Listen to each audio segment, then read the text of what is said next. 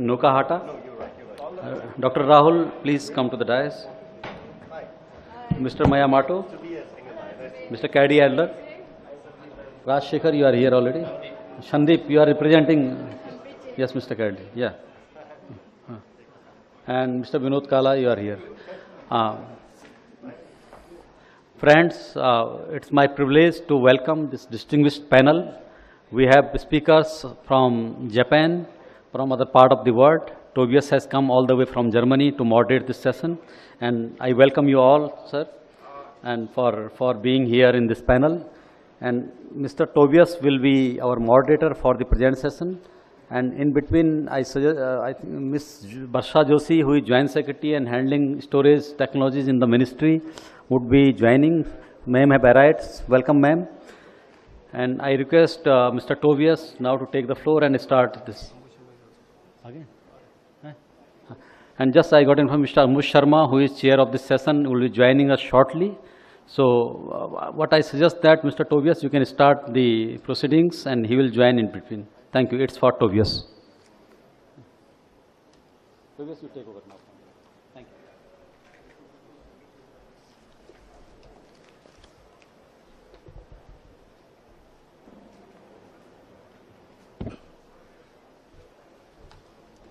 Thank you very much, Dr. Maitani. Welcome, everybody, to the session on storage and electric mobility. I see that there's a lunch break going on in parallel, it seems, so I hope that the room will fill up a little more, because we have a very, very good panel here today. We're still waiting for Mr. Sharma, who will join shortly, I suppose, the chair of the session, and then he can give his remarks, unless he's coming there. No. So let me just kind of perhaps introduce the topic very briefly, and then introduce the eminent panelists on stage. Welcome, Dr. Sharma.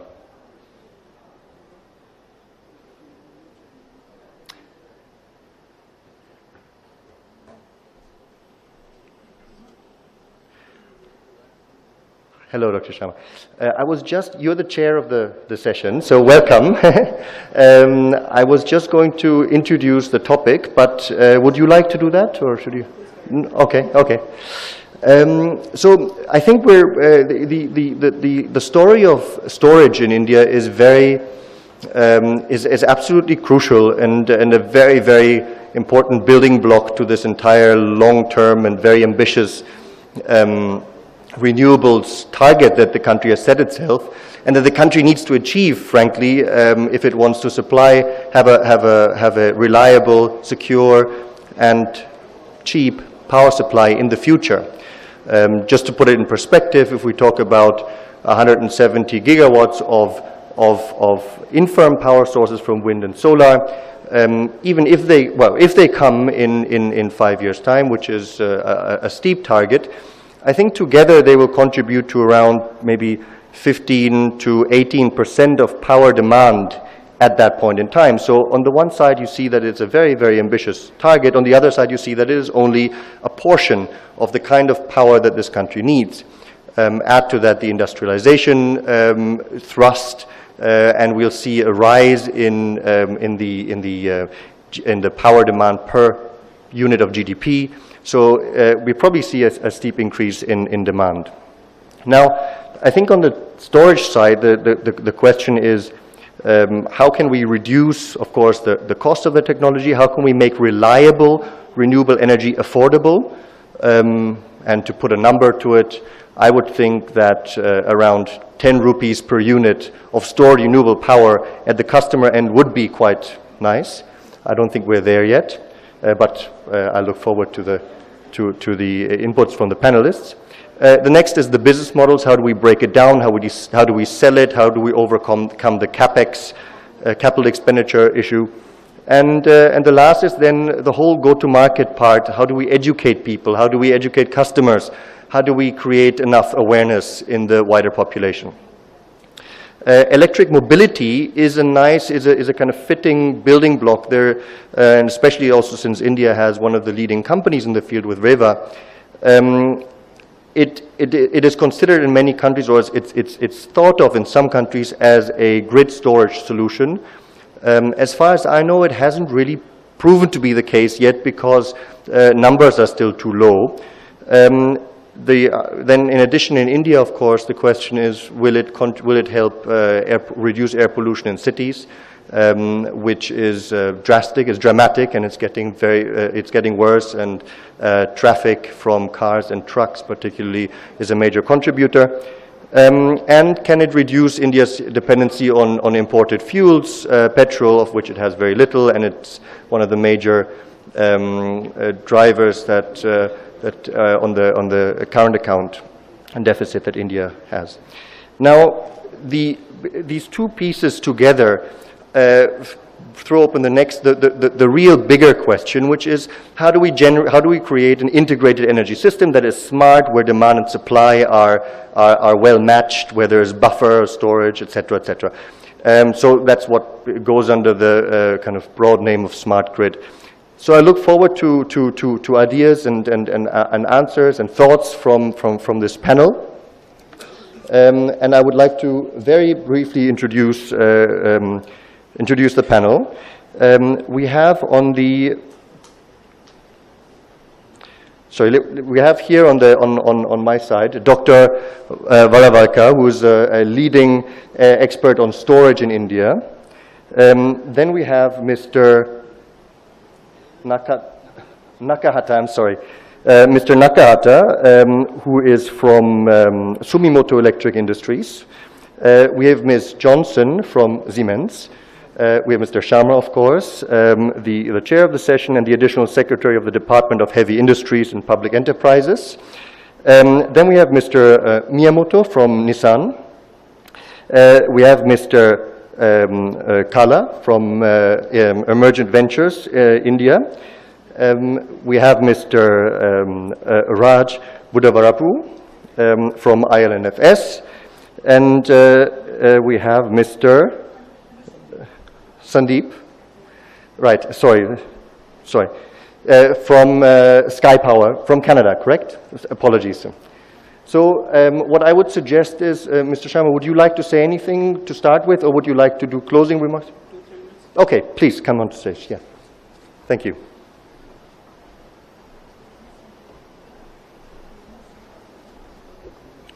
Good afternoon to you, ladies and gentlemen.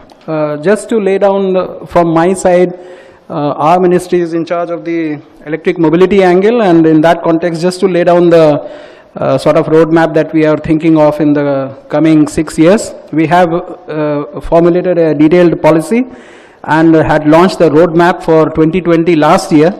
After laying down the roadmap for 2020 over the next 6 years, now we have made a firm scheme for the government sanction, which is awaiting sanction, and most likely in the coming budget for this year it is likely to be approved and going to be launched. So what do we envisage in that? Electric mobility, we are looking at the entire range of electric mobility, right from hybrid, the entire range of mild to strong to plug-in hybrid to pure electric.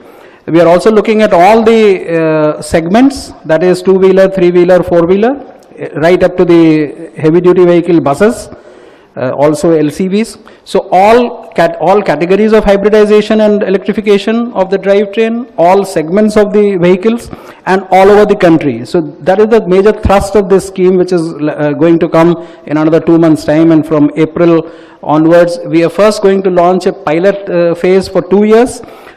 We had done a detailed study of the consumer as well as the industry and the status of the industry, the kind of incentives which are being offered around the world, and after doing a critical analysis with the global knowledge partner, that was Booz and Allen, and studying the major schemes underway in US, in Germany, in Japan, China. Now we have formulated this scheme. Our aim is to reach about 6 to 7 million hybrid and electric cars and vehicles in the country by 2020.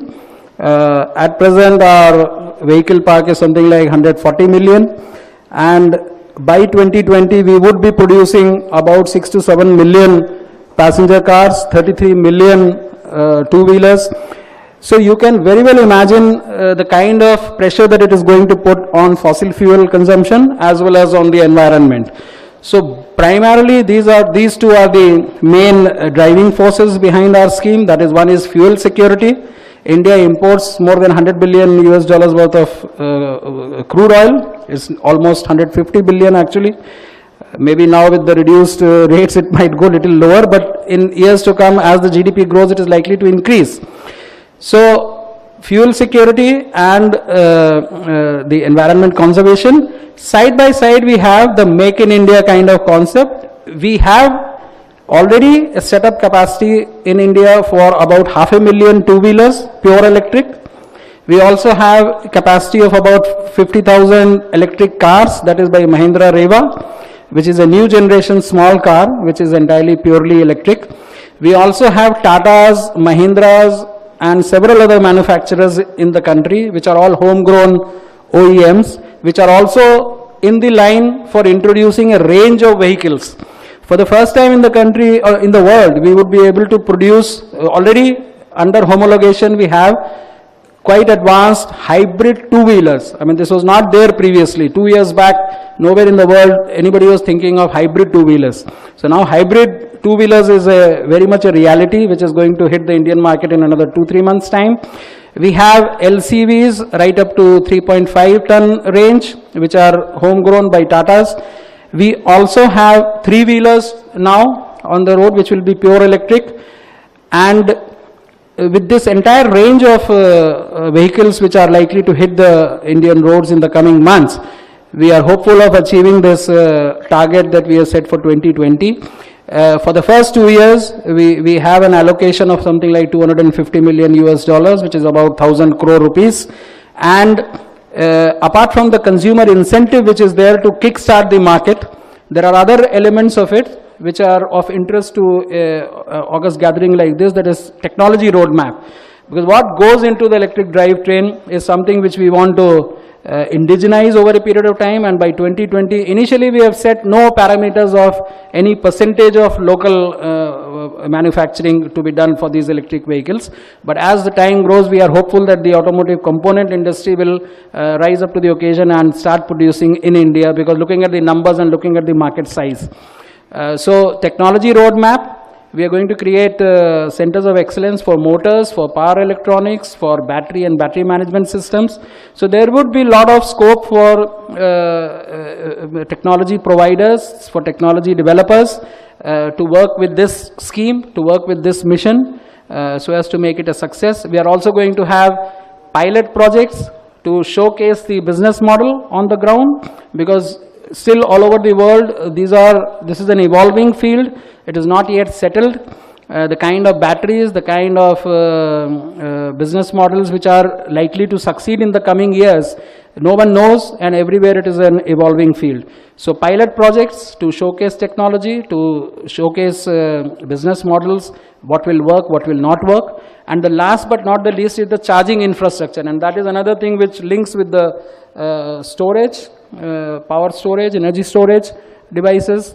We are hopeful of linking a lot of our charging infrastructure in the public space with solar or with renewables. So solar is right up there, and we have instituted a couple of R&D programs with technology providers who are working at producing viable, low-cost, right India-specific models of solar-powered charging points for the public charging infrastructure for electric vehicles. So all in all, I mean, it is both a business model scenario, it is also a technology development thing, which will really give this electric mobility a big boost. So with these initial words, I let the other speakers speak, and as we go along in the discussion phase, we will be hopefully adding more value to it. Thank you.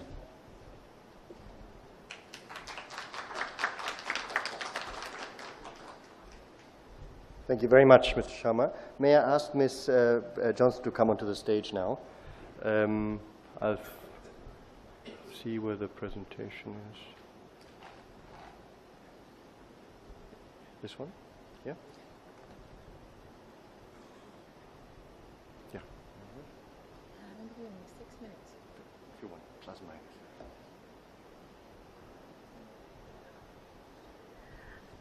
Hello, good afternoon. So I'm going to talk about energy storage being a viable business case right now in India as a replacement for diesel generation.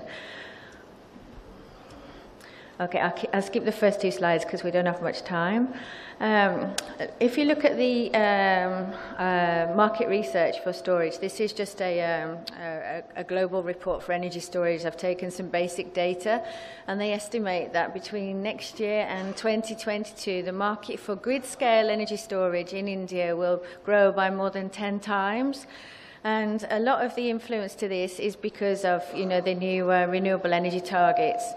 And also, we're hearing more and more about the need for balancing services, and maybe if we take short calculations of to balance the grid anyway, we need about 3% of the energy as assets to do regulation and things. And then as more and more renewable energy is included, then we need another 5% to offset the variability of this renewable energy.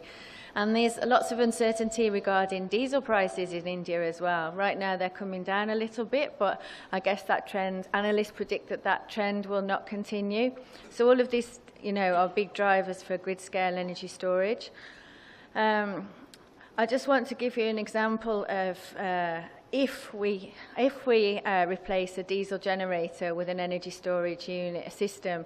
So this is looking at a 1 megawatt diesel generator that may run for 5 hours a day, providing backup power.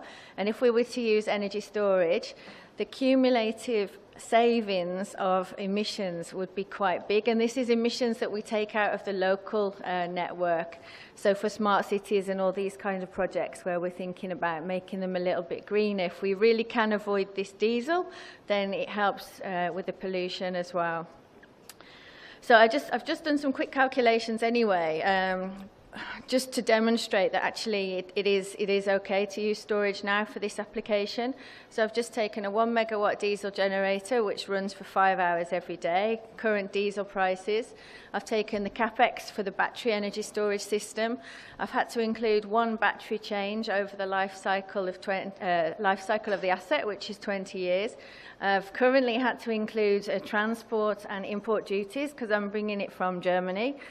And then for operating, I'm looking at the renewable energy maybe to charge the energy storage. And then for the diesel, I'm looking at diesel, the annual maintenance contract, and transport for the diesel fuel. Sorry, how do I go back? Okay, and then, but what you'll see from the graph below is that even though over the life cycle of the asset, which is about 20 years, I'm still actually, because of the high capital cost of the storage, I'm still actually not going to be cash positive until about 8 years. Now, to get money for that is not very easy. Nevertheless, if we're able to qualify for something like accelerated depreciation, say that the storage is charged with renewable energy, then why not?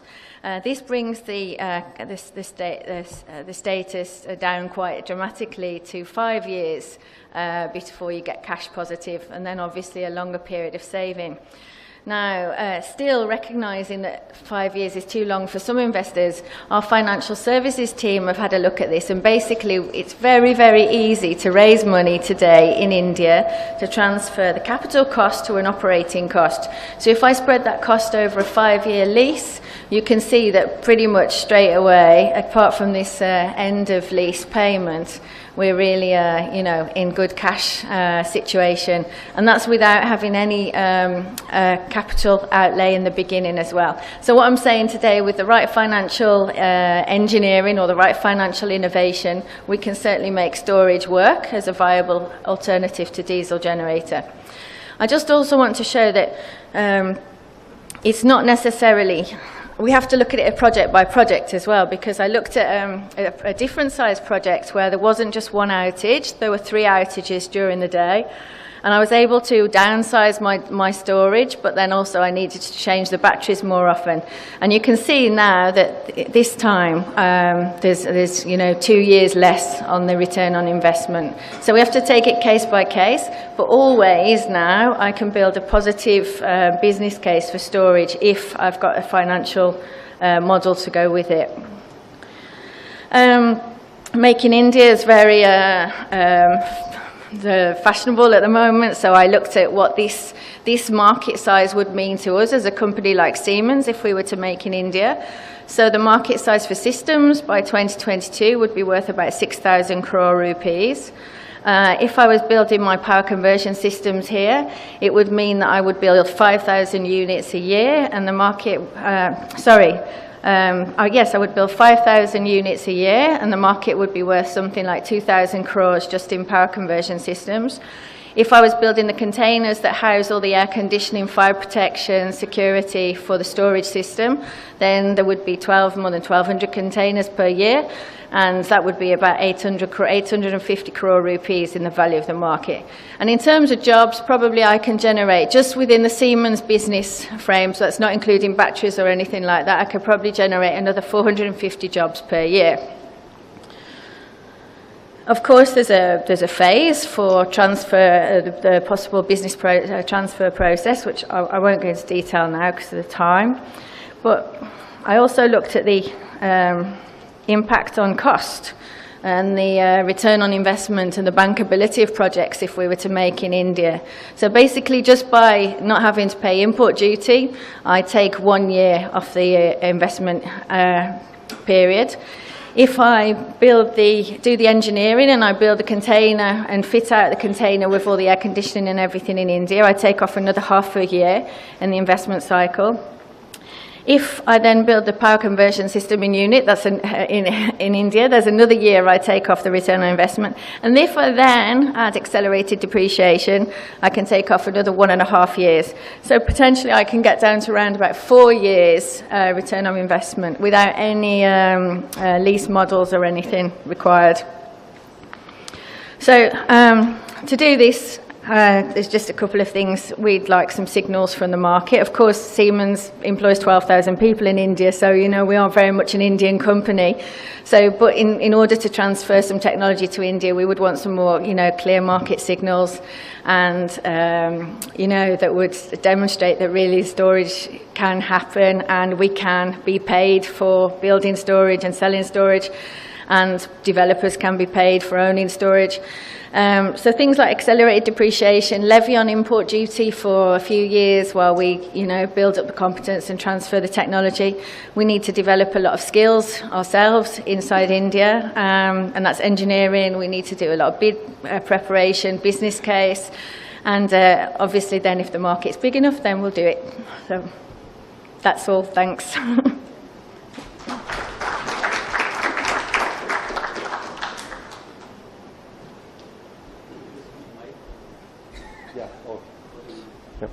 Thank you very much. Thank you, Ms. Johnson. May I now ask Mr. Nakahata from Sumitomo to join me on the stage and give his presentation, his view from Japan.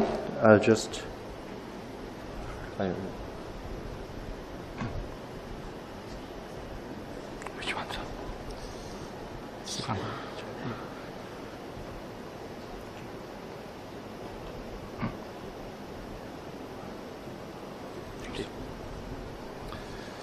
So, thank you very much for this opportunity today. I am Nakahata from Sumitomo Electric Japan. Today, I'd like to show our new technology of redox flow battery. This first slide shows very shortly about Sumitomo Electric. Sumitomo Electric is a manufacturing company, and the origin is the copper cables. And now we have a lot of products in the business area of automotives, communications, electronics, and industry materials. And as a next challenge, we are looking at new business related to smart grid systems and components. This slide shows the lineup of technology of Sumitomo Electric Group related to smart grid systems in the area of generation, distribution, the storage, and consumptions. And today's topics is the right upper hand, redox flow battery. So this summarizes roles of a large battery system.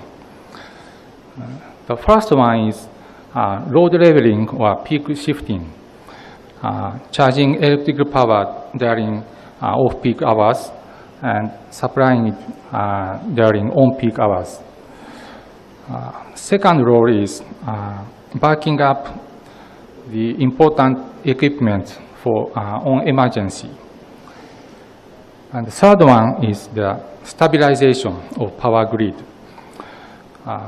With increasing introduction of wind power or solar power, the power grid has come to get more fluctuation. So this fluctuation can be stabilized using battery systems, and this has come to be very important role for battery. Okay, I'd like to show our redox flow battery system.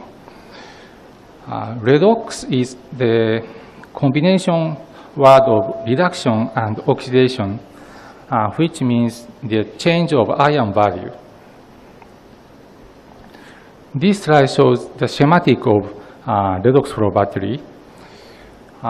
We are using vanadium electrolyte, and this vanadium can be changed from +2, +3, +4, +5, and using the change of this ion value, this system is charging or discharging. And vanadium electrolyte is separately kept in electrolyte tanks. In the right hand, +2 and +3 vanadium are kept for negative electrolyte. And on the left hand, +4 and +5 vanadium are kept.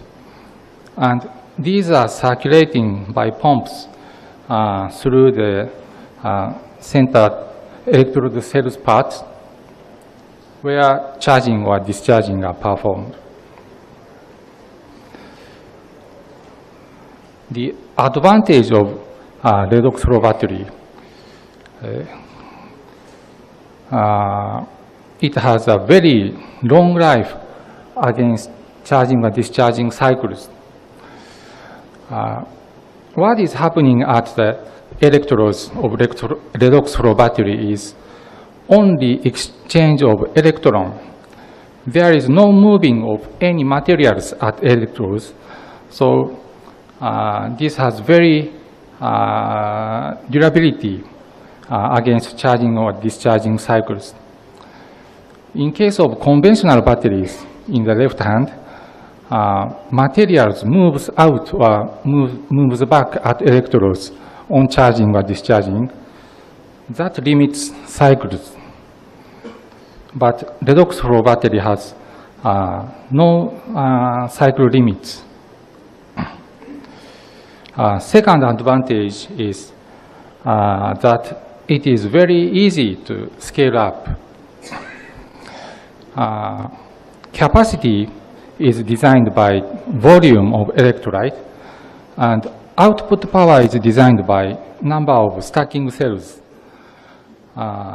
These output power and the capacity can be designed independently.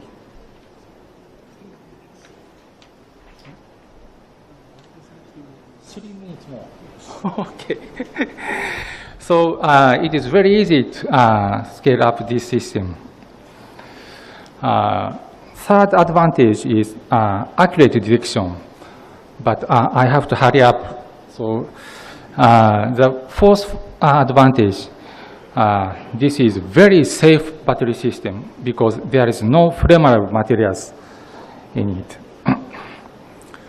So using this redox flow battery, we have installed 2 demonstration systems inside the company. This is the overview of micro smart grid demonstration system installed in Osaka in Japan.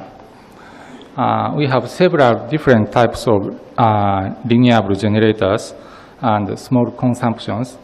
And in the center, you can see the redox flow battery.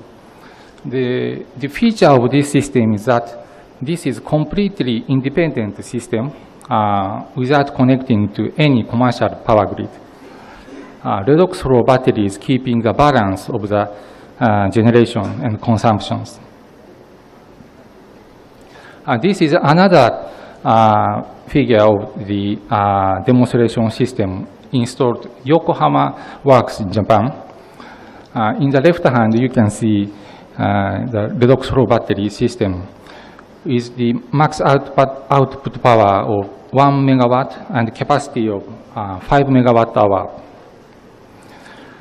This system is connected to the factory power grid, and this is under demonstration.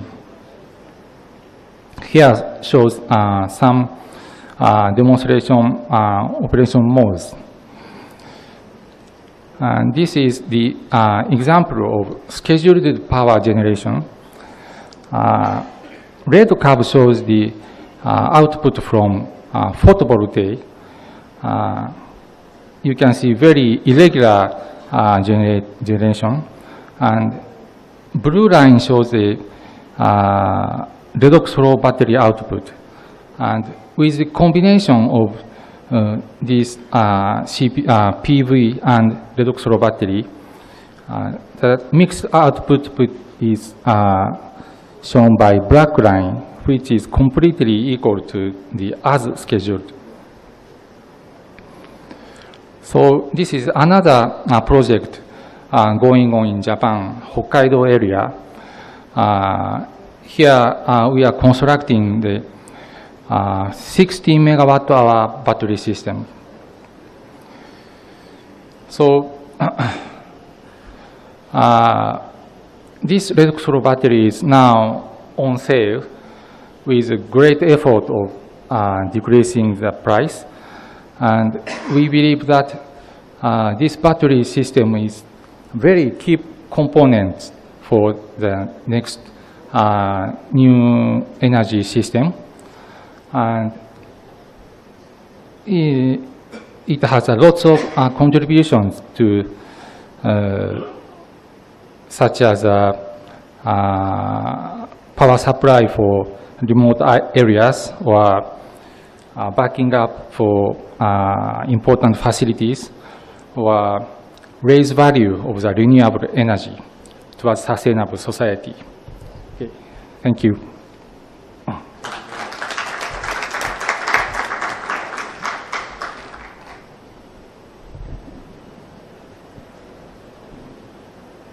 Hello, hello. Thank you very much, Mr. Nakata. So almost completely in time. So now we get to the next part of the discussion. We will have Dr. Rahul Valavaka on stage. Now, just as per the program, Dr. Valavaka, we're now moving from 6 minutes of speech to 5 minutes of speech, just as a gentleman. Thank you. Sure, thank you very much. Again, the previous two speakers have done my job easy by introducing two different technologies which are the leading technologies in this space. But I just wanted to set the stage that in terms of energy storage technologies, there are a range of technologies right from pumped hydro, compressed energy storage technologies which can be deployed at hundreds of megawatt scale, as well as number of new modular technologies, particularly electrochemical technologies such as lithium-ion batteries and vanadium redox flow batteries, which can be deployed at a suitable location at a transmission and distribution level as well as behind the meter, which can play a very key role in enabling the modern Indian grid, at the same time allowing us to integrate greater percentage of renewable. So there are a couple of ways in which this can be done. As we all know that when you are looking at renewable energy, both for wind and solar, these are great resources, but at the same time we do not have control over the variability of these resources. And one challenge which in India we have been facing about is forecasting and scheduling of these resources. And that's one area where energy storage technologies can play a very important role in terms of smoothing out some of the fluctuations. So here is an example where a lithium-ion battery, just a 4 megawatt battery is used for smoothing out a 18 megawatt wind farm output while maintaining certain state-of-the-charge limitations. In this case, the smoothing is done more on a 5-minute by 5-minute basis, but again, depending on the grid requirement, the same thing could be done by tweaking the algorithms for even a 15-minute or hour-long smoothing. Similarly, for solar, there are typically two applications, where one application could be extending the solar power output to the evening, because all of us know that typically the solar power output starts dropping after 4 p.m., whereas in most of the regions in the country, the peak load for the utilities as well as distribution systems happen after 5 p.m. in the evening. So by incorporating small amount of storage, you can extend the solar availability in the evening peak hours, and that can be a great value. But at the same time, if there are grid ancillary services introduced, then instead of just using this storage for smoothing out the solar and providing couple of hours of peak power in the evening, you can use it for additional 12 to 15 hours for providing grid ancillary services. And such integration of multiple value stream is the key business innovation which is required for increasing the adoption of these technologies. Here is some example in terms of the ancillary services. Already Central Electricity Regulatory Commission has over last 2-3 years looked at introduction of various ancillary services, starting with synchronous or spinning reserve as well as non-spinning reserve. But one key ancillary service which is required in India is also frequency regulation. And this is one area where energy storage technologies have been proven very cost effective around the world. Now in US, where already there is more than 20% surplus generation which is available for providing energy, people are starting to switch these ancillary service resources to energy storage facilities, because they are much more effective, they are much faster, and can improve system efficiency tremendously. In the Indian context, if regulators provide such or set such requirement, then that would immediately create a requirement of over a 1 gigawatt or 1.4 gigawatt market for ancillary services. Now, even if you consider that only around 25% of these resources can be provided by energy storage, because there could be number of existing resources including gas turbine, hydro units could be used for providing some of these services. But given that India is a capacity constraint in terms of energy, instead of keeping energy in reserve from some of the conventional generators, it would always be economical for providing existing units for providing maximum amount of energy and using energy storage for optimizing this. And looking at the amount of renewable, particularly looking at the 100 gigawatt solar as well as additional 50 to 70 gigawatt wind, which is expected over next 5 to 7 years, India could require over 4 gigawatt or 4 to 5 gigawatt of ancillary services, and out of which at 25% limitation, it itself could create more than a gigawatt scale market, which would tremendously help in driving down the prices of these technologies. So we released the report earlier in December on these ancillary services. If anyone of you is interested, you can contact us and we'll be happy to share. But apart from ancillary services, there are a range of applications where energy storage technologies could be used for renewable integration as well as other applications such as diesel minimization, as Bridget has already talked about. We believe that within next 5 years, with the right policy support, with leadership from MNRE as well as Ministry of Power, India could create a 15 to 20 gigawatt of market for advanced energy storage technologies with applications such as energy access, renewable integration, ancillary services, customer and industrial demand and reliability solutions, as well as telecom sector and agricultural applications. One of the key for this is going to be reduction in the capital cost. As Bridget explained in her presentation, even right now with the applications such as diesel replacement, with the right type of financial structuring, you can make the projects economically viable. But as the deployment starts to increase, the expected cost reduction is pretty steep. It can almost match or even exceed some of the cost reductions what we have seen in the solar space.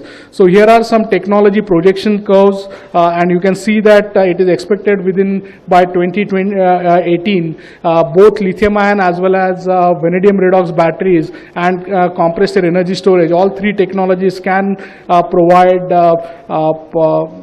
at a marginal cost of less than 5 rupees energy which can be stabilized through energy storage. And that's going to be a trigger point when suddenly you are not only limiting your applications for certain niche applications such as diesel replacement or ancillary services, but large scale mass adoption of energy storage will take off, further fueling reduction in cost. We have looked at various states in India, and we believe that there are certain states such as starting with Rajasthan, Gujarat, Maharashtra, Andhra Pradesh, Tamil Nadu, which will drive the integration of energy storage for renewable integration. At the same time, there are states such as Uttar Pradesh, Bihar, where right now customers are facing more than 10, 12 or even 15, 16 hours of power outages every day, and the only option for them is to use diesel generators. So again, these are the regions where energy storage can be very effectively deployed right away. We already have an India Energy Storage Alliance which has been working on creating policy framework, because as Bridget mentioned, for most of these technology developers, the technologies are around, these technologies have been demonstrated around the world, but what is required is having a clear policy framework in India. So we are fortunate that with the leadership of MNRA with Mrs. Varsha Joshi and Dr. Maithani, we have been able to work closely with them, and we hope that within next 1 year, there will be a very clear, transparent policy framework available for energy storage technologies in India. We believe that energy storage technologies will definitely help in India in meeting the ambitious renewable integration targets which are set both at the grid scale as well as for energy access through microgrids. India will be a very big market for all these technologies, but at the same time, India through local R&D, manufacturing and other innovation can also become a global hub for supplying these solutions for around the globe, particularly in the Asia Pacific as well as Africa and Middle East region. And we are happy to work with all our members and partners to achieve this reality. Thank you. Thank you very much, Dr. Valalka. Thank you. So now we move, I think, from storage and renewable storage to electric mobility. And I would like to invite Mr. Miyamoto to come to the rostrum and give his thoughts on it.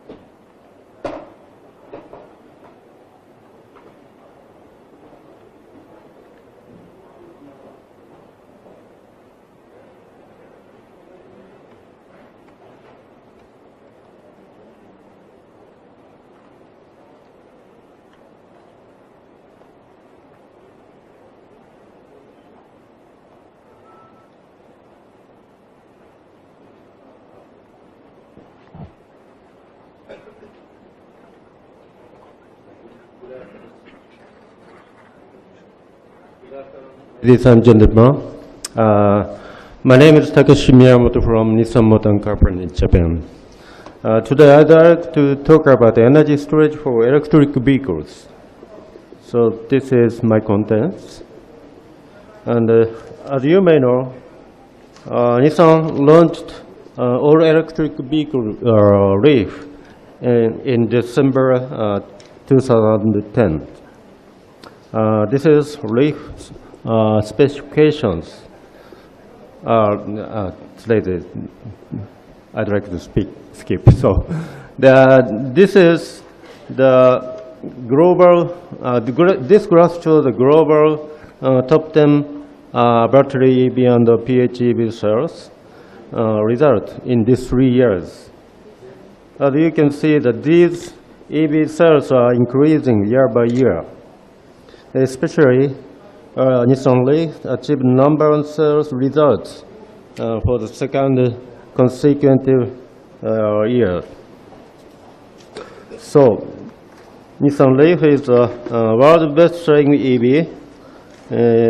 Its accumulated sales reached over 160,000 units in global as of today. And for further expanding EV and for innovation in future, we have been holding a worldwide owners meeting, and we could get a lot of valuable feedback from the customer. This is voice of customer summary. At satisfied point, there are EV unique new driving feel, quiet, safety, charging at home, and economy in running cost. On the other hand, point of to be improved, longer driving range, expanding quick charging infrastructure, and more affordable vehicle price.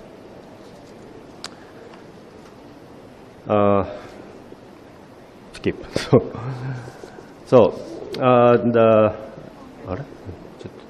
This is leaf battery specifications. Cell type is laminated, another word, pouch type structure. Capacity is 33 ampere hours. Cathode is aluminum ore and NMC blended and anode graphite materials. Module is 4 cells and module consists of 4 cells in 2 parallel and 2 series connection, and the module battery pack consists of 48 modules. Total energy 24 kilowatt hour, and max power is over 90 kilowatts. This graph shows the battery safety design concept in Houston.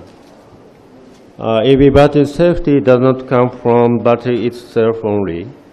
Rational and appropriate combination of cell reliability and system protection ensure the EV battery safety.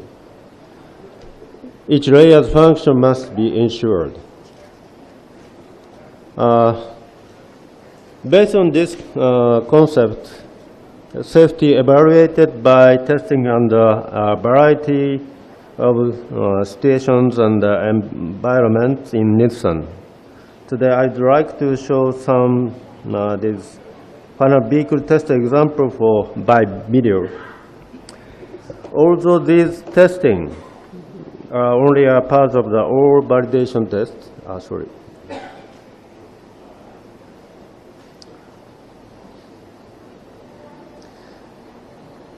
This is a run of load test, and sorry.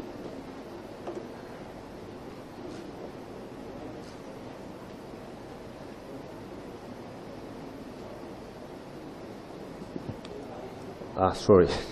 So this is an unload even test.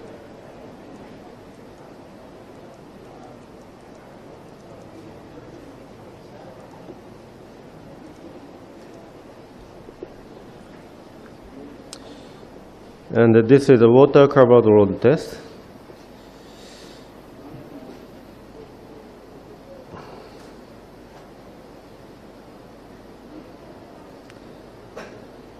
This is waterproof validation test.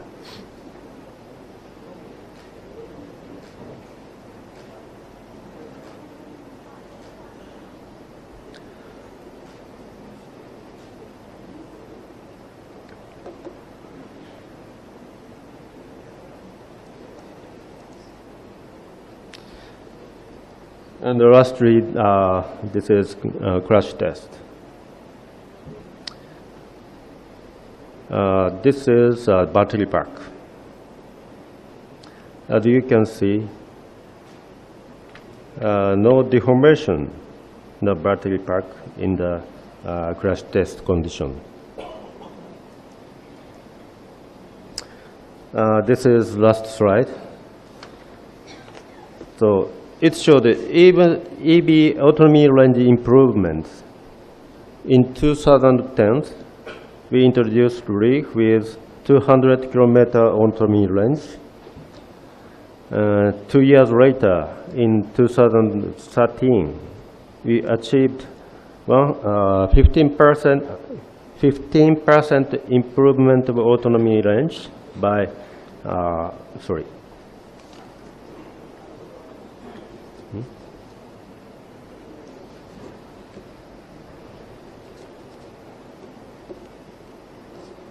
Sorry, so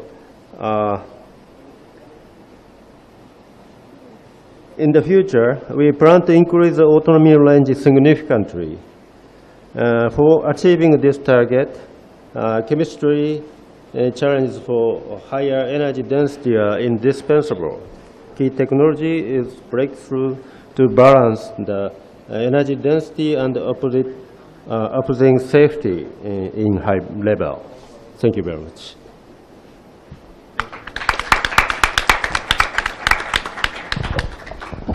Thank you very much, Mr. Miyamoto. I think especially that water test looks a lot like Delhi monsoons, so that should work here quite well. Now, if I could ask our next speaker, Raj, to come on stage from ILFS. Sorry, I'm sorry, Raj. Sorry, I skipped the queue. At first, it's Mr. Sandeep Khosla. Sorry, Raj. There we go. From Sky Power. So I was just going to tell you all what I'm doing all over the world, and then perhaps some of you will say that this guy's efforts are applicable in India.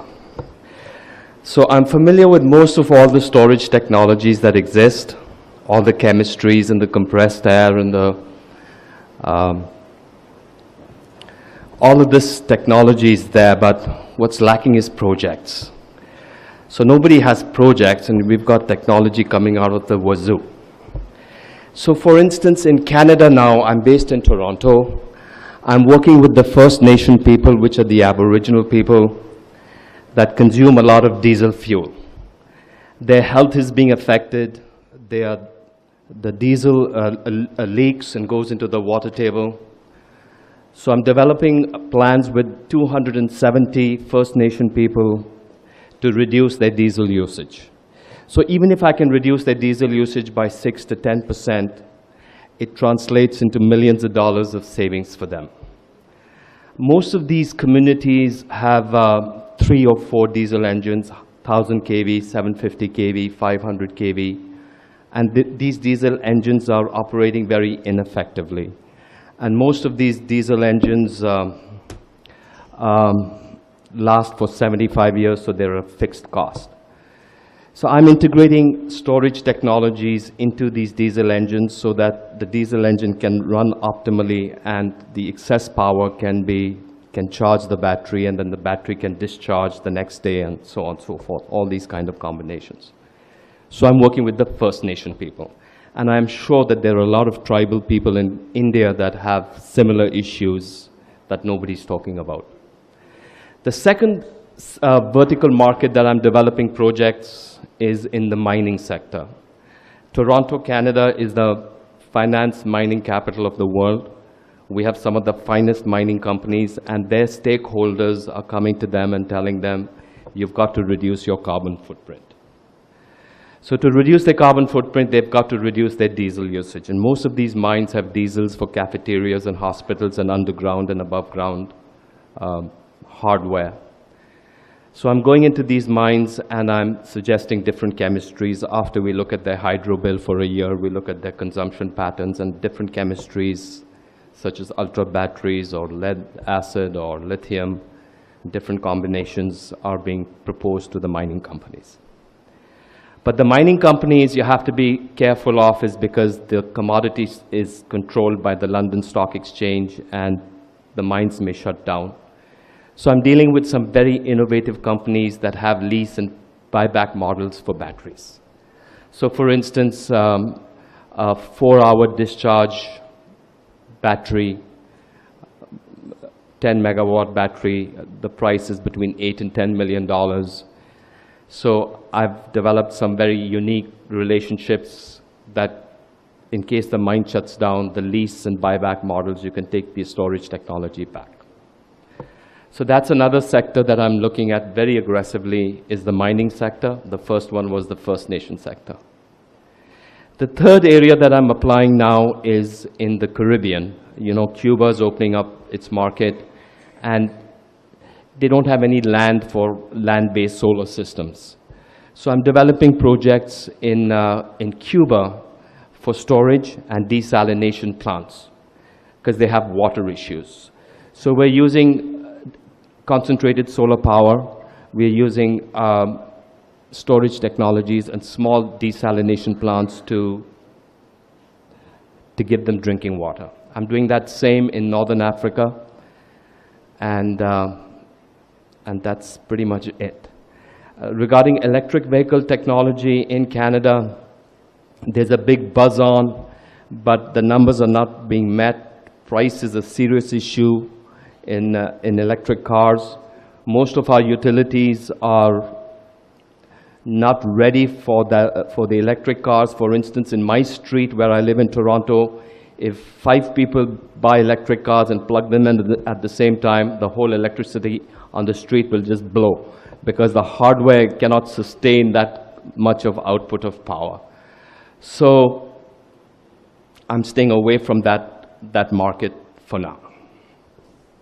Thank you for your time. Thank you very much. Thank you.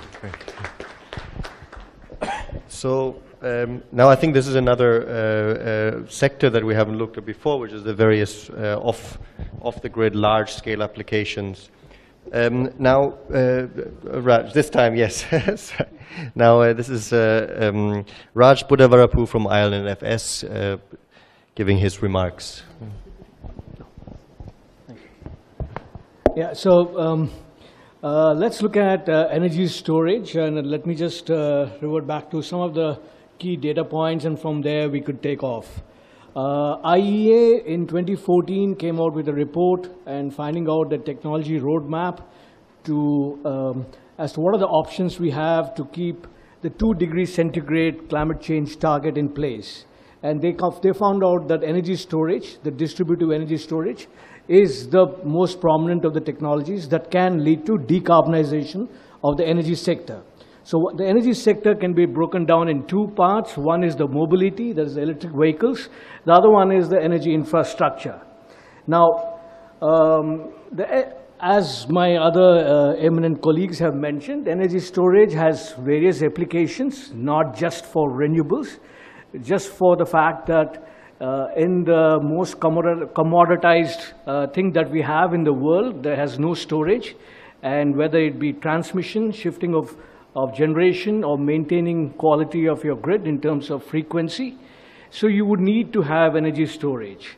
Now, for example, energy storage, there are examples to show that you could be deferring your transmission and distribution lines, or decongesting your existing transmission lines with energy storage.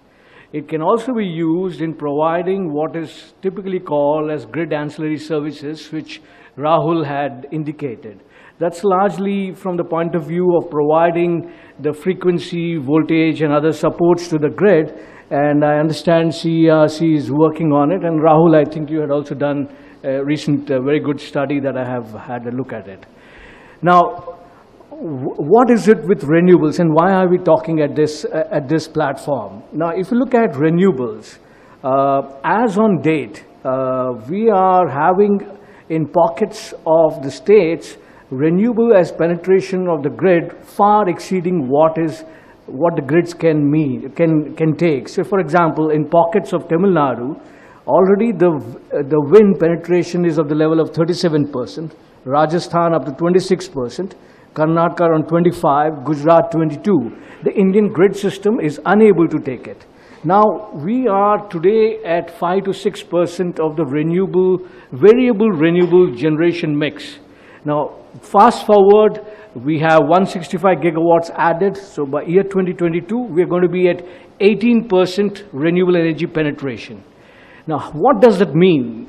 So it essentially means what we are going to have is a grid management issues. I mean, all is very fine. We can break it down in maths and analytics to say 5 minutes and things.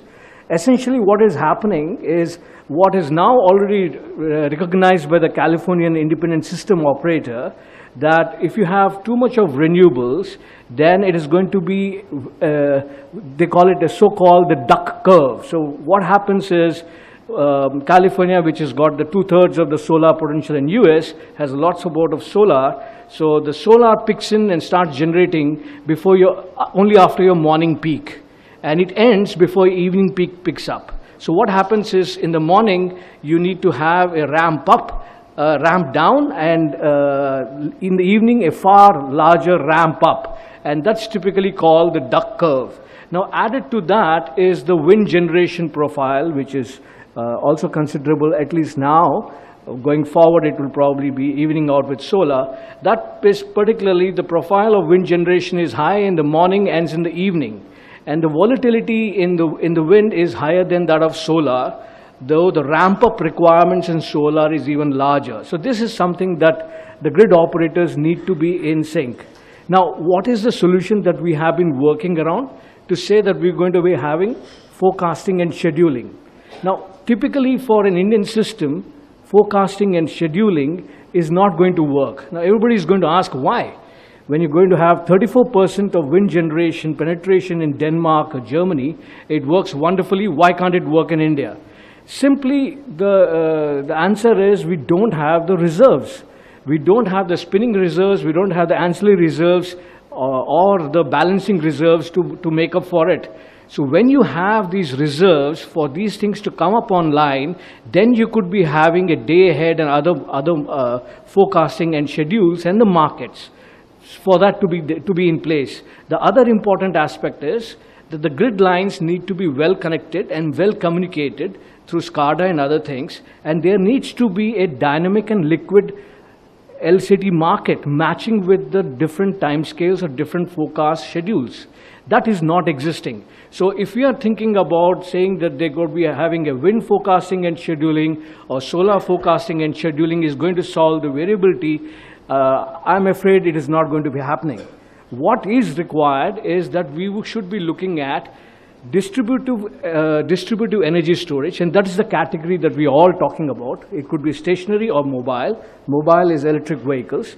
So when you're talking about the new generation stationary energy storage technologies, the costs are pretty high. It's a catch-22 situation. Today the costs are somewhere of the region of $500 to $700 per megawatt hour. But all estimates indicate that these costs are going to be coming down to roughly 50% in the next 4 to 5 years.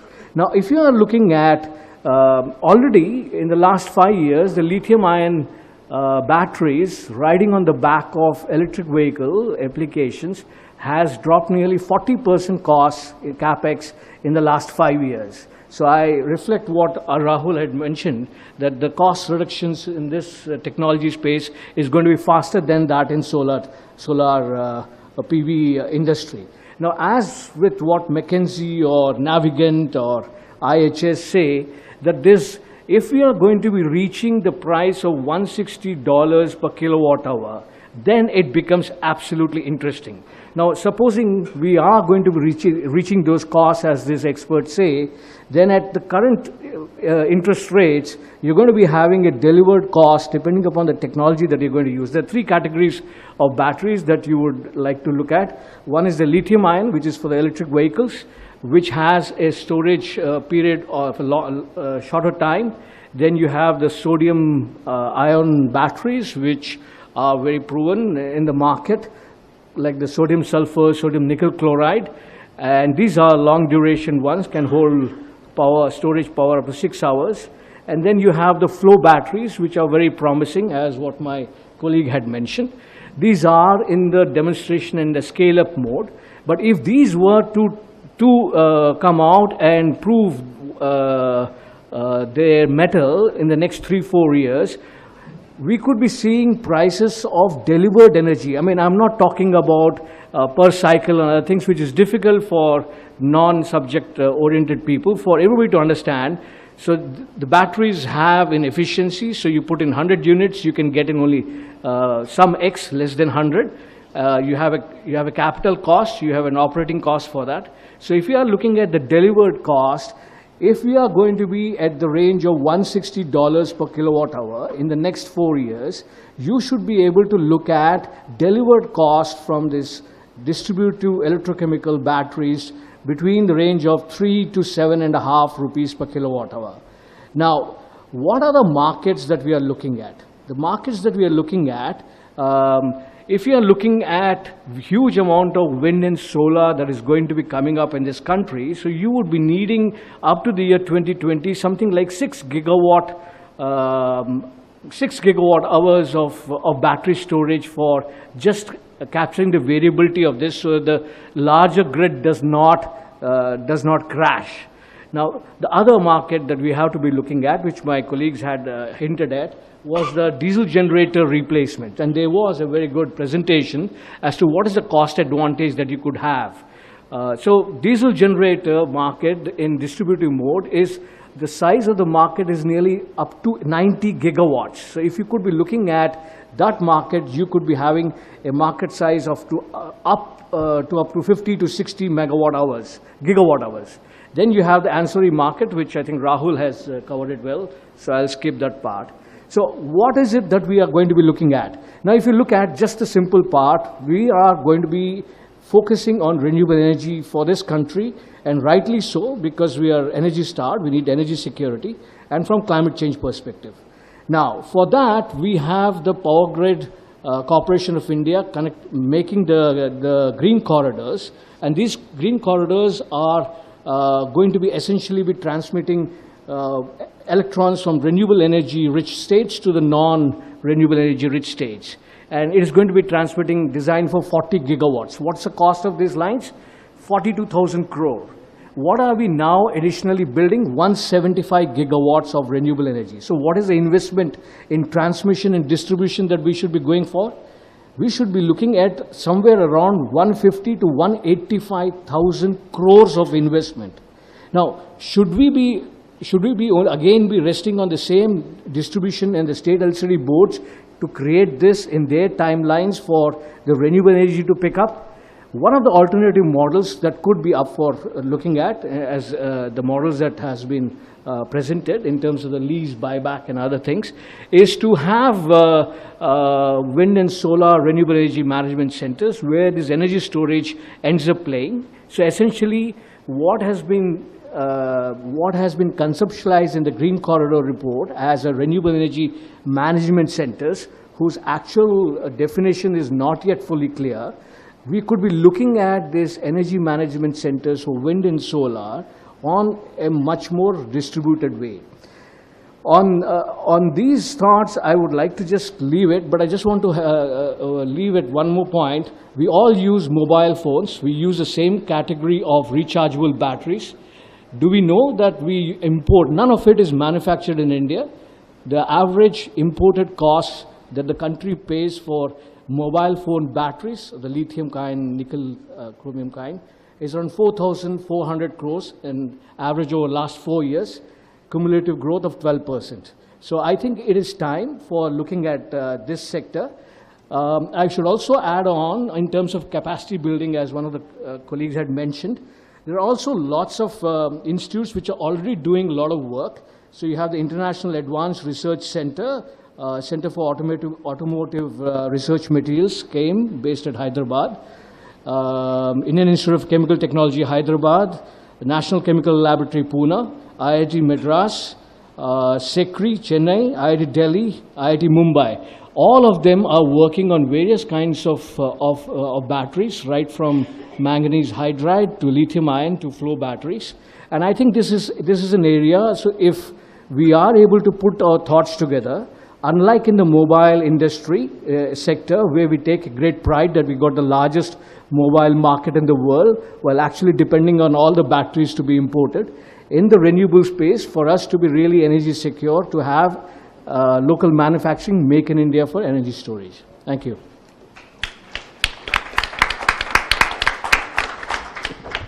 Thank you, Raj, for this very, very good tour d'horizon of the entire situation. So I would like to invite our last speaker. Can we, Dr. Maitani, can we run a little overtime because we started a little later? How are we doing? Okay, wonderful, wonderful. Okay, wonderful. Dr. Kalla, if you would like to give your comments for a couple of minutes, and then we'll take questions from the floor. Thank you.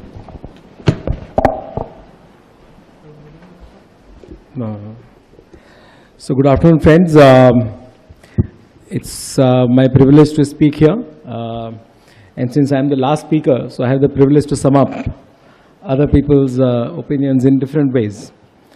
So, you know, one of the, we have been doing this study for energy storage for last 1 year under this program called, you know, PACE-D. And we have done some interesting conclusions. So possibly stated differently, I'll try to put them across to you. One issue is the energy storage facilities need to be having a different, need to be viewed differently. There is a different perspective about energy storage, which needs to be brought into the policy as well as I think in our business model thinking. And that the storage is actually a resource available to the entire system, and it can play the role of a generator, a transmitter, transmission grid, a distribution grid, as well as at the consumption point. So it is a resource available across the entire chain, and this resource needs to be valued. So as a generating station, for example, you want to smoothen your storage, or you want to take arbitrage value from peaking stations. There are a number of values that a generator can derive if it actually invests in a energy storage station. Similarly, transmission grid, a lot of people have highlighted. There are a lot of values to be gained from, for example, ancillary services, being able to manage ramp ups and ramp downs, being able to actually, provide other kinds of, let's say, quality services, for example, for distribution grid. So there are a number of services that can really be offered, and this is another value that needs to be recognized. And the third is at the consumption point, it could actually be used for peak shifting and peak load shifting. And apart from that, as a resource available to microgrids, this also can be used to manage the entire energy management system. So actually it can provide a whole lot of services for large complexes and large zones. So this is one perspective that I think needs to be brought in. The second is that the value of energy storage needs to be recognized, therefore, combining value from all these kind of roles that you can play. So energy storage, like Rahul was saying, can offer for a one particular point of time services to, let's say, manage the integration of a solar rooftop. And in the evening, it could offer a different kind of a value to the grid. And maybe it is also available as a contingency resource. Now, therefore, if the energy storage devices are distributed all across the grid, there has to be some policy for managing it and integrating it, and the value being made to provide. So this is another important point to consider, that energy storage can actually impact accessibility, affordability, quality of power, flexibility of system, security of the grid, as well as it can also lower carbonization, which is actually proven over many studies that the carbon emissions where the energy storage can be used are in fact the least in the system. So this has to be valued in some way. Now, obviously, everybody has talked about diesel being a very important area where replacement can take place even today. Even within diesel, we find that there are lots of time that the solar rooftops have been implemented in a system, and there is a diesel generator there, and you are trying to actually optimize the connection between a solar rooftop and a diesel. This optimization never happens. The costs are always higher, and the real reason is because you need at least some minimal energy storage in the system.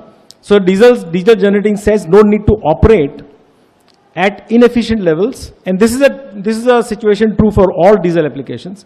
And actually that is where I think in a policy, especially for renewable energy and rooftops and distributed generation, the energy storage policy actually needs to be properly put in place, because very inefficient operation of power generates. There are a lot of interesting ideas. I'll just sum up very quickly.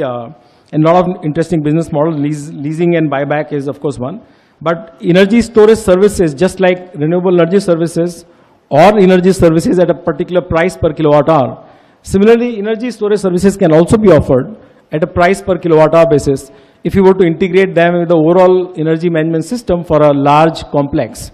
And we've done a lot of modeling for this kind, and especially in places where power is not available, let's say for at least 2 to 3 hours in a day, or otherwise not of high quality, energy storage systems can actually be very effectively used today. The other aspect is, which I used to think that it is a little further ahead in time. It possibly is not needed today, but there are very interesting approaches developing of converting renewable energy, because the costs are already falling, into other kinds of materials or other kinds of forms which can be stored. Like for example, if you have very low energy generation cost from a wind plant, which at some point in time hopefully will happen in India as well, but it is happening already in many parts of the world, you could convert that into hydrogen and use it as a fuel. Now that economics possibly will start to make sense in India as well. Similarly, you could convert, I mean, for example, this entire electric vehicle industry, if it needs batteries to be charged and sent back, and times where you're actually asking, wind energy plants to actually shut down or, or go back, possibly you could actually use that surplus energy to charge and supply to nearby EV stations. So as the energy storage expansion takes place, a lot of interesting business models will evolve. And I think a lot of thought needs to be put down to that as well, if you really want to scale up energy storage. And I think we are clearly in a phase where we need some interesting demonstrations of both the business models, the technologies, and the applications. And I'm sure Mr. Methani and the MNRE will actually take care of that. Thank you. Thank you very much, Mr. Gala. Thank you.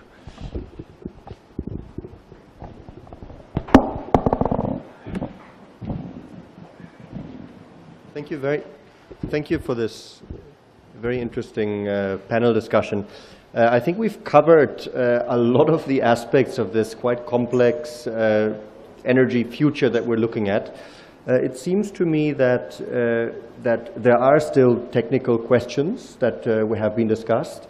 There are different technologies that we're exploring, which is a good thing, I suppose, because it gives us many options. It's different to, for example, solar, where we've pretty much zoomed in on one or two technologies now. There are still issues around cost, and costs are, I like the optimism about costs coming down. I would like to know more about what will be the key drivers of that cost coming down. But for me personally, the main kind of takeaway was that there are already existing market opportunities that can be tapped today. And if I could just start with one question, and then I'll leave I'll ask all of you to give your questions to the panelists quickly. But the question is, what can be done in India in, say, the next year? What is the budget wish for storage in India to get any one of these markets that are ready for the taking up and going? And maybe, Dr. Valavalkar, you could answer that question. Thank you. Thank you, Thomas. So one of the first thing in India which is required is having some credible demonstration projects, because what has happened is there are a number of projects technologically have been demonstrated around the world. And when I mean demonstration, it is not for sake of technological demonstration. I think technologies are proven, they have more than 2 years, 3 years running track record. But what needs to be done is a demonstration from the business point of view, to show that yes, there are ways in which energy storage project can be deployed in India, how the dispatch is going to take place, how the business model in terms of the revenue streams are going to work. So a complete demonstration is, I think, what will give a clear confidence to various manufacturers. Because overall, I think the numbers what we talk about in terms of the market size in India are beyond the dreams of almost all storage companies. Right now, most of the storage companies are looking at even like 50 megawatt, 100 megawatt for next 1 year as a ideal market opportunity. Whereas we talk about like IESA has put out a number of 15 to 20 gigawatt, and probably Raj has a number which is probably 4 or 5 times bigger, which could be true if all the MNRE's goals and targets for other renewable integration are met. So I think we don't have to worry about very large scale goals or targets, but what is required is to show that yes, there is a credible way from where we are in terms of demonstrating, in terms of structuring the projects and taking it forward. And at the same time, some of the things like which are required right now, for example, is the import duty exemption, because those can have almost like a 30% impact straight away on some of the demonstration project, which would kill economics, because there are overall prices are expected to come down within next 2 or 3 years.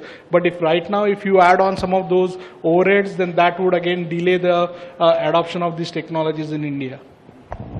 Thank you very much. So now, please, questions. Yes, go ahead, please. First question. I think we can take about 3 or 4 questions before we have to close. Is that right? Okay.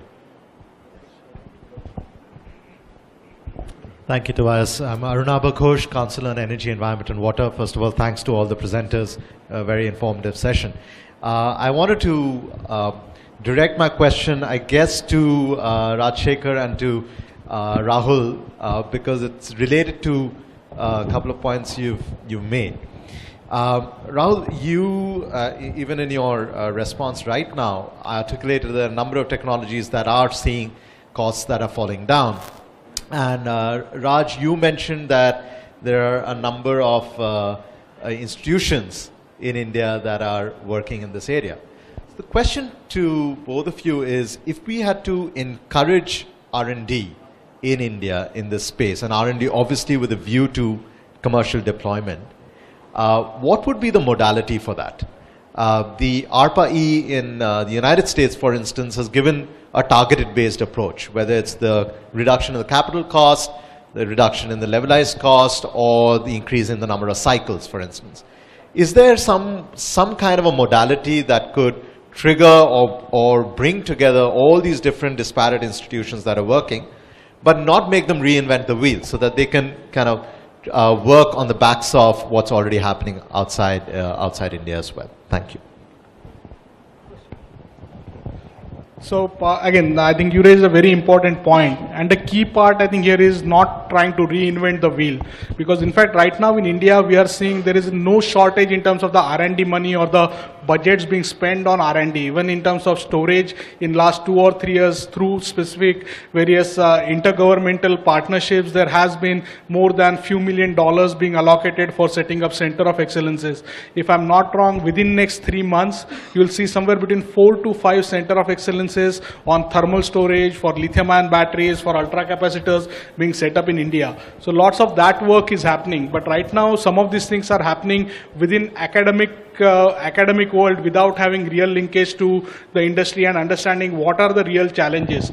So in terms of R&D, I think what we need more is in terms of applied, and not just think of R&D in terms of technical R&D. The R&D may be required more on the business side, business innovation as well. The R&D may be required in terms of the regulatory on policy side, where we need to identify some of the clear barriers which are there in terms of the regulatory landscape, and have that interdisciplinary approach in terms of the innovation, which is what is required to make this transition happen.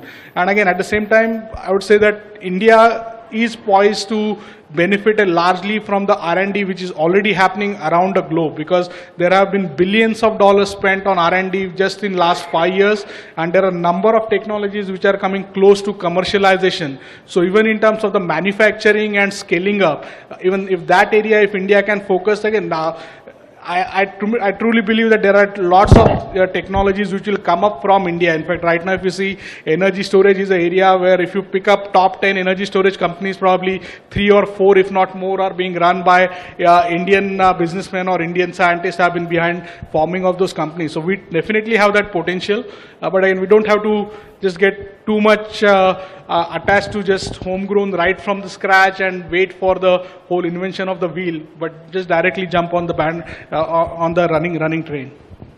Yeah, I think I reflect very much to Rahul's points. I think if you look at the top 20 most exciting startup companies in the Silicon Valley, I think nearly, I go a number higher, I think nearly 50% of the companies are led by Indian origin Americans.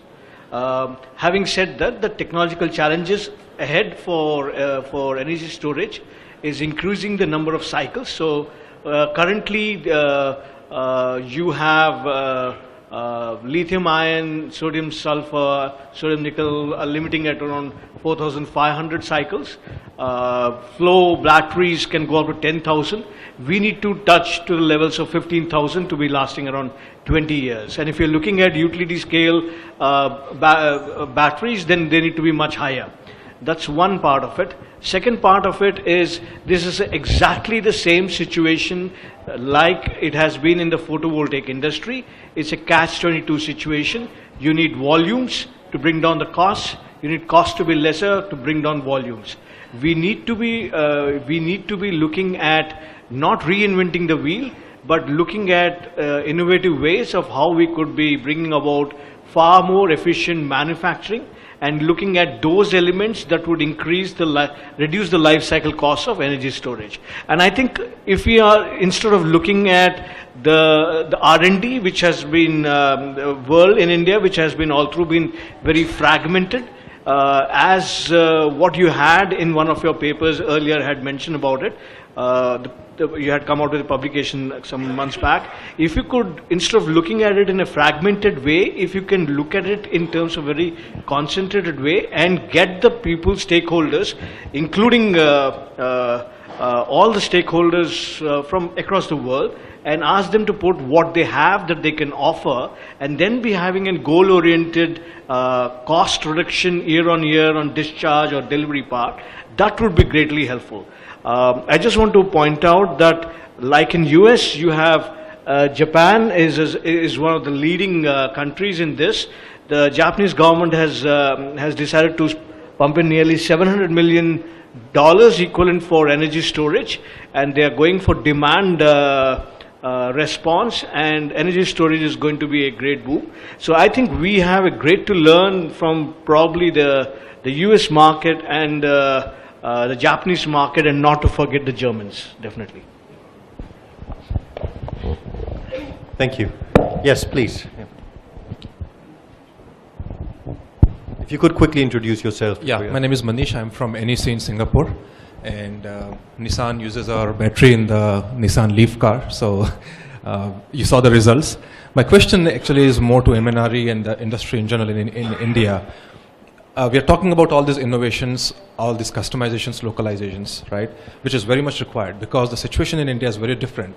When you're charging the battery 3 times, 4 times a day, when the charges are partials, you know, I mean, the entire the temperature range is very different than the Western countries or Japan, or you know, in such a scenario, the storage is going to behave very differently, right? Obviously, when you're trying to do all these tests and trials in India, this requires money. So, if companies like us, you know, NEC, if we have to come to India and if we have to invest here, we can't be successful if there is no support coming in from government side. And you know, I mean, at $300, $400 per kilowatt hour in the telecom segment, how can we even survive?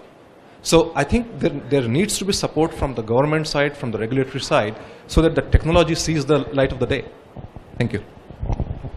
So the question, the specific question would be indigenization. What do we need to understand in India? And how can we bring that knowledge from, say, Japan? Right. My question is, what can government do to support, you know, storage technologies, and also from a corporate point of view, what can they do in the R&D area, and by maybe investing more money in the R&D area, so that, you know, whatever technologies are existing in Japan or other parts of the world, they come to India, and you know, from a localization, customization point of view.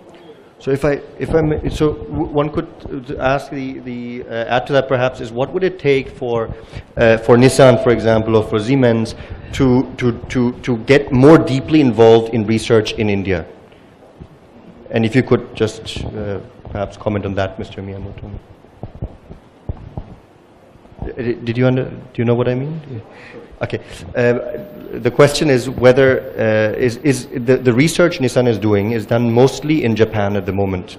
What would it take for Nissan to do more of this research in India?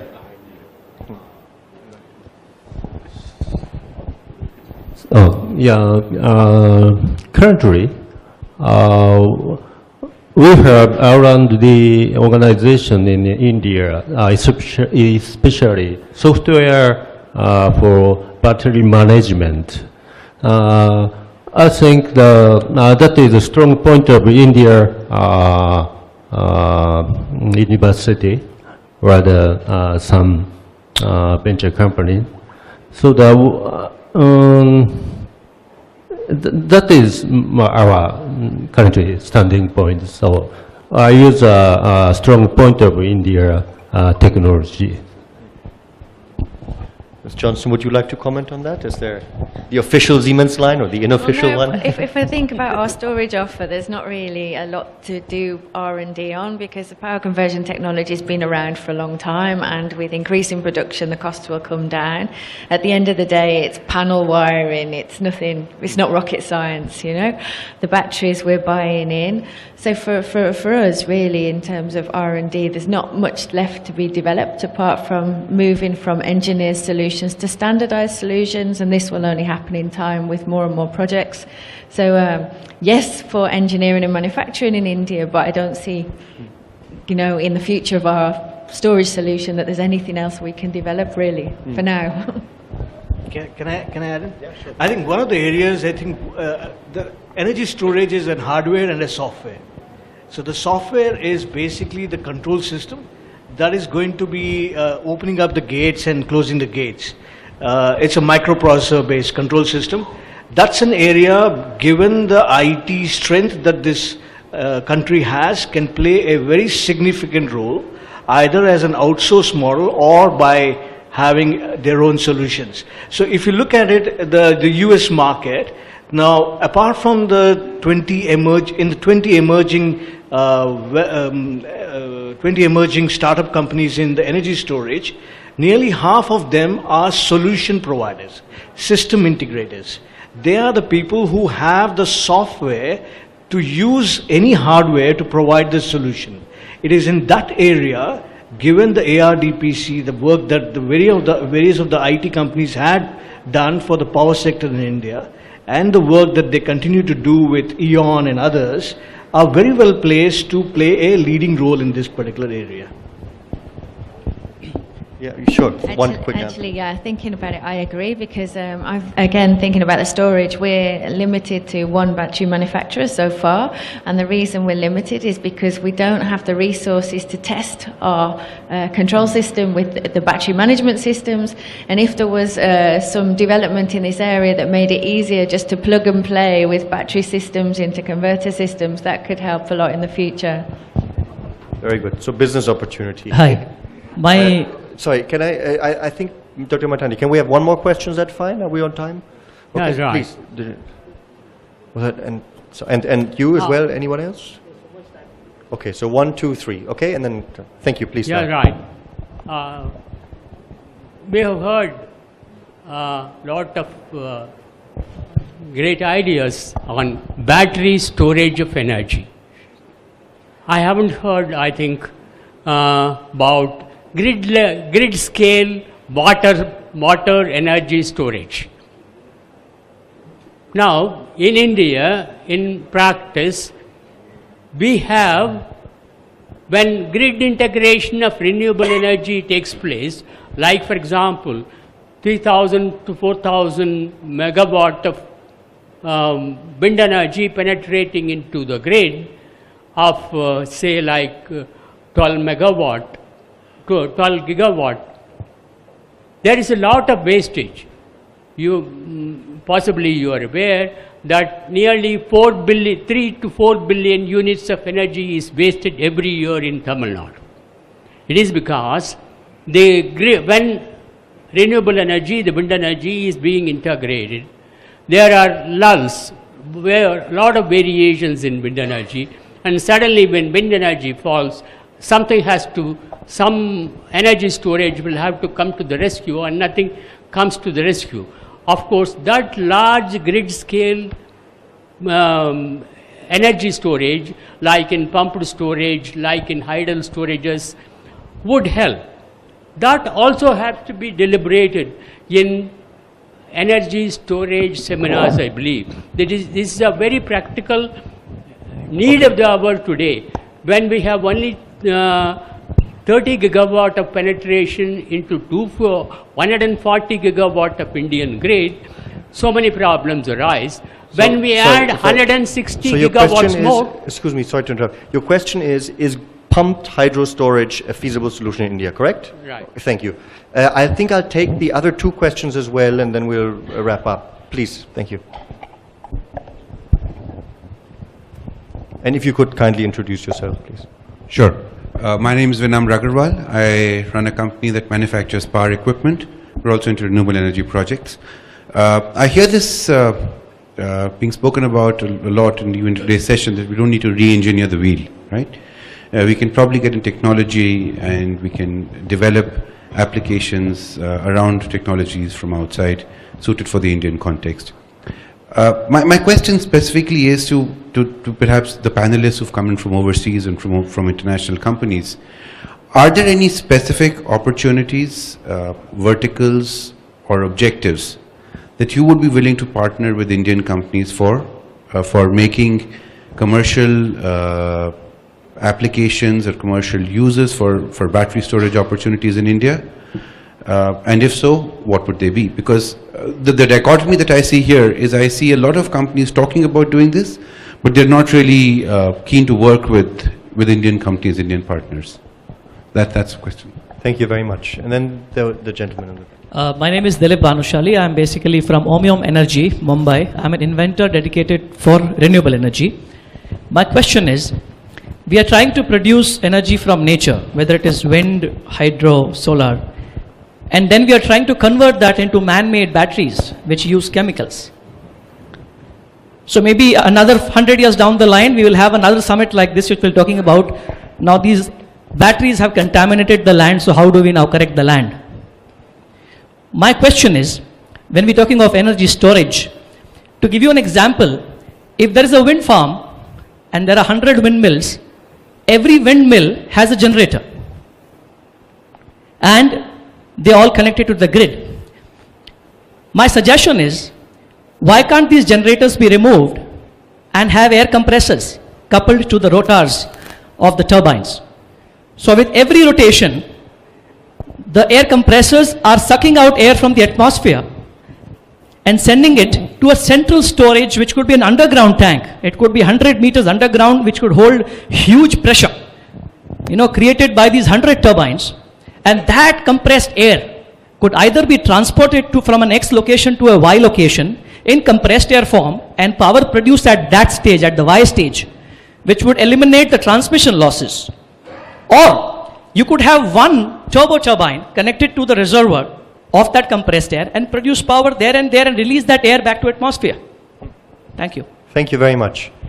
So I suppose we can kind of cluster them in two questions. One is essentially something we haven't discussed today, which is all the non-electrical ways of storing, right? Water, compressed air. We haven't discussed energy management to that extent. Yeah. Maybe we start with that, please, Mr. Costa, if you would like to go ahead. So I have I'm working on 3 direct projects on 3 questions, and I'll answer them all. In Ontario, Canada, pumped hydro, every Canadian lives within a large body of water. In Ontario, Canada, we have opportunities for pumped hydro, pumping water up and down. But the issue is the clearance of the Ministry of Environment and the First Nation people. It takes 10, 15, 20 years to get clearances for pumped hydro technologies. And nobody has the enthusiasm to keep pushing on pumped hydro, at least in Canada, because of the environmental regulations and the First Nation people. Regarding the second question, Italy announced 2-3 days ago that they are removing subsidies for solar. And now Italy is going to contemplate penalizing solar farms that have committed to generating certain amounts of electricity the next day if they don't generate it the next day. So storage is becoming a key issue there. So most battery management systems do not have the software to predict if tomorrow is going to be cloudy, how much power am I supposed to generate. So that is an application, that's a software application that needs to be developed on top of the battery management system. That is a requirement today. So it's like you have Windows as an operating system and you have an application that needs to connect to Windows. The third thing the gentleman said, between Detroit and London, Ontario, we had many, many salt mines. And these were underground salt mines that were mined for salt 100 meters below the surface of the earth that are lying unused now. So with Dresser, Rand and Siemens, I'm developing a project for compressed air. It's a 37 megawatt compressed air project because we have access to a lot of windmills and solar farms in the area. So we can take their power and use the compressed and compress the air and power the grid through the compressed air. Thank you. Thank you. Yes, but did you Rahul, would you want to say that? Okay, just So in terms of your question for pumped hydro, again, as part of the National Task Force for Renewable Integration, so that was actually one of the first resource which was considered as part of that. And around the world, pumped hydro is the largest energy storage device. Out of around 150 gigawatt of grid scale storage, 140 gigawatt around the world is in form of pumped storage. So that is definitely a great resource, and if in India we can find the right locations, if we have the right regulatory environment, then it can definitely be done. There are three challenges in terms of pumped hydro in India. One is when it comes to hydro, then as a technology based tariff, we start immediately going to price points which become it unviable to upgrade any of the existing facilities to convert it to pumped hydro. The other issue becomes is in terms of the water rights. Lots of time the dam may be created and there is an electric facility, but actually the water flow rights have to be controlled through the agricultural department, and then that becomes an issue, particularly if you want to have a pumped hydro type operation. The third challenge in terms of the renewable integration, which the task force found out, was that during monsoon, when you have maximum wind blowing, and some of the variability could also be maximum, because the variability could also come when the wind speed goes above certain limit and all the wind farms are cutting off. During monsoon, most of the both upper and lower reservoirs are already full. So you do not have the flexibility when you require in terms of the pumped hydro with the existing facilities. So these are the 2-3 challenges where there is limitation, and that's where around the world right now there is a tremendous interest in looking at these distributed technologies. The Sumitomo project where they are looking at in Japan, I think it is 60 or 75 megawatt hour project, right? So there are again large scale grid scale projects which can be deployed through these technologies. Compressed air is definitely one of such technologies. There are currently only 2 operational projects around the world with compressed air energy storage at hundreds of megawatt scale. But there are a number of projects which are in pipelines, and if you find the right site, if you find the right geology and availability of natural gas, because when you are releasing the compressed air through expander, you are going to require some form of heat. And when you're talking about hundreds of megawatt, that would be substantial. So all those 3, geological as well as availability of the gas and transmission line, that becomes a challenge. But if that location is found, then compressed air energy storage can be actually one of the most cost effective technologies, if you remember the price curve and chart which I demonstrated. So again, all those technologies are there. And regarding the second question, I think based on at least the work which we at India Energy Storage Alliance are doing, we see tremendous interest amongst international companies on partnering with Indian companies, either for localized manufacturing or even business development and number of other areas. So it doesn't have to be just manufacturing. I believe that there are tremendous opportunities also available in terms of innovation or localization, because there are going to be ultimately, for storage to become successful in India, you have to take into account lots of local factors which sometimes are just not present in, say, Japan or US. So definitely I think there is a big role to play for the Indian manufacturers, and again we as a IESA are very actively looking at trying to provide such matching services. Thank you. Raj, very quickly. Pump storage is 99% of the global energy storage is pump storage, but it is bulk energy storage. It is not useful for variable wind and solar because the response time is not fast enough, broadly speaking. India has to and is going ahead with pump storage. The timelines for implementation are more challenging because of the EIA, environmental and other issues. Compressed air, as Rahul said, is geology, but one of the areas where you could be looking at is in offshore, which is a direct fit, which I know a lot of companies are looking at. The idea that you said can be an issue when you're going to be sucking up air and doing things, because these wind turbines are all in agricultural areas, and already in India, which is largely an agriculture country, had faced the issue in Maharashtra with the farmers saying that the blades are basically pushing away the clouds and they are not getting the rains. So just bear in mind being a scientist, that's all. Thank you. Thank you very much. I think I close the session here. Any questions on international cooperation, maybe you'll do one-on-one after the session, okay? Thank you so much. Thank you very much to all the panelists. Thank you.